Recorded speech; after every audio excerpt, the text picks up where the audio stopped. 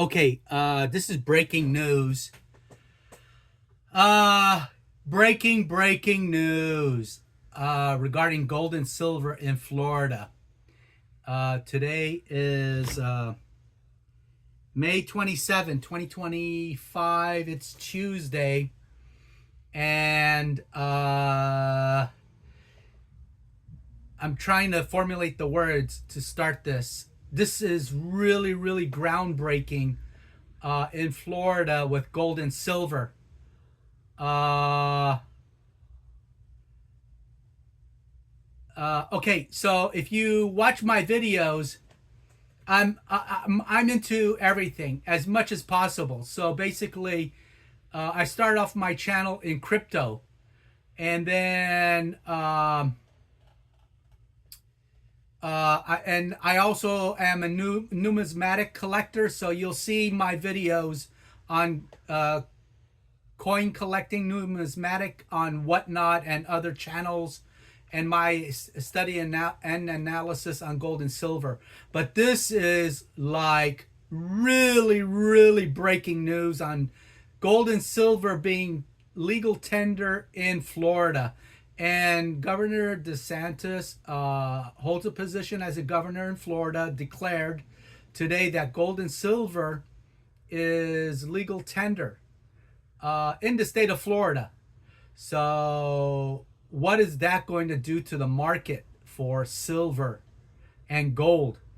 You can see here, silver is 33.24 and it's going up. It was red all day today.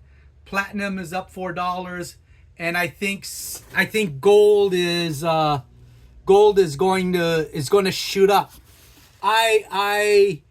It might not do anything, but this is real groundbreaking news, because DeSantis is going to going into the video. He's going to talk about risk adverse attitude towards crypto. So because the government wants to control more of supply and demand.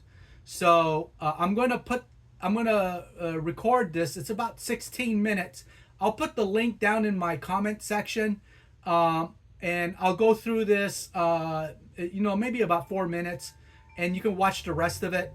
I need to ask you to support my channel. Hit the like button, hit the subscribe button, and let's get into it. Seated. Please be seated. We are live from Apopka, Florida, deep in the heart of Central Florida. It's great to see everybody here. We've got a great cast of characters here with us today, starting with our state representative, Doug Bankson. We also have the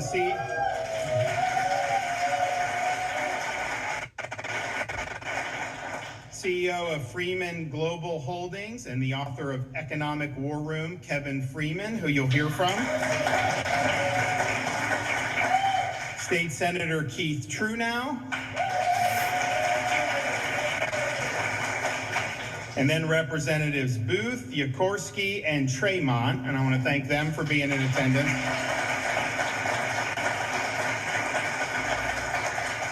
And then Director of Propel Florida, Sean Keck, is with us here today. So thanks everybody for being here. We've got a really, I think, landmark piece of legislation that we're going to sign here today in a minute. And before I get into why we're signing the legislation, which, just so everybody knows what it is, we are going to utilize our authority under the Constitution in the state of Florida to make sure that gold and silver are recognized as proper legal tender. So you're going to be able to conduct transactions in gold, conduct transactions in silver, and we'll talk about why that's important. But before I get into that specifically, I do think it's important to point out how Florida, we've really led the way on protecting your economic independence and your financial sovereignty, because we've seen over the last particularly 5 or 6 years a coordinated assault on the financial freedom of people here in the United States and really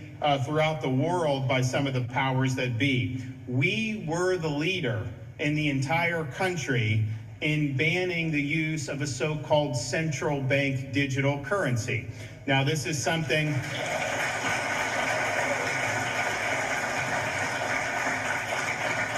This was something that was being discussed by the Federal Reserve under the Biden administration. What it would do is, so the goal of it is to eliminate cash, force everything into a digital currency. This would be one controlled by the central bank.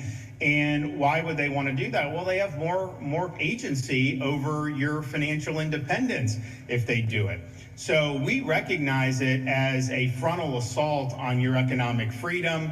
They were thinking about maybe doing something through an administrative order. We made it be clear in Florida that'll be dead on arrival. We will not accept that. And Congress really, I think the idea is almost dead at this point because we led so forcefully against it. But why would they want to do a central bank digital currency? Well, it goes back to other things that we have fought, such as this whole ESG idea. You remember this ESG, environment, social governance, this was very elite circles a few years ago. Not so much anymore because the state of Florida, starting in many years ago, we leaned in against this and fought back. And what were they trying to do with ESG? They basically have a political agenda, leftist political agenda. They know that agenda can't actually garner enough political support at the ballot box to be enacted. And so what they decided to do was to go to some of the major economic powers in the country and in the world, things like asset managers, big banks, all these different things, and get ESG policies put through the economy without ever having to go through a legislative assembly or anything of the sort. So you saw some banks debank people that had gun stores. You saw other groups not have access to the same amount of capital based on political affiliation. You saw them go after agriculture and traditional practices, even things like raising cattle, because they said that that was contributing to global warming. And so they wanted to do this through the economy. If you give the Fed the power of a central bank digital currency, well, that opens up so many possibilities for them. They think they monitor trends. They could say, you know, you've already bought enough ammunition this week. You don't get we're not going to process anymore. You bought firearms. You did this. You did that. You did a lot of gas for your truck. You did too much. And so it was a way for them to impose limits on what you could purchase. That's the goal of this. That's what would end up happening. So we were against that. We were also against ESG. Now, ESG was really getting a foothold in the management of pension funds. So Florida, for example, we've got, well, the market's had some turmoil, but I mean, we've got usually, I think probably in the range of $240 billion under management in our state, under our state board of administration. What they wanted to do, and they would have the asset managers would impose these ESG policies so they wouldn't invest in companies who the ESG ideology deemed problematic. That is displacing what's best for the beneficiaries financially in favor of this ideological agenda. So we were the first state in the country to ban ESG from use in our pension funds.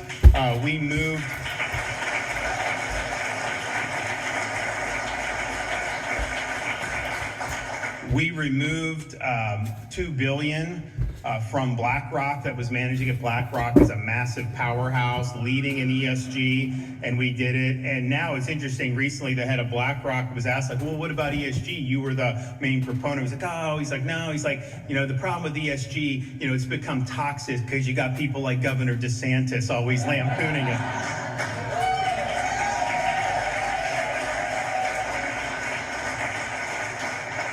But the bottom line is, Yes. How do you sleep at? Okay, guys, I'm going to wrap the video up. I'll leave the link to this video, or you can search this on YouTube. I really need your support. Hit the subscribe button, the like button. I think gold and silver is going.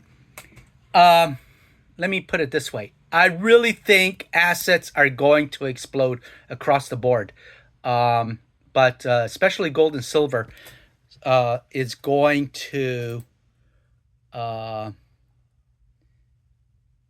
it's going to explode because of supply. There's just not enough supply of silver, and especially gold. In Florida, they're trading goldbacks.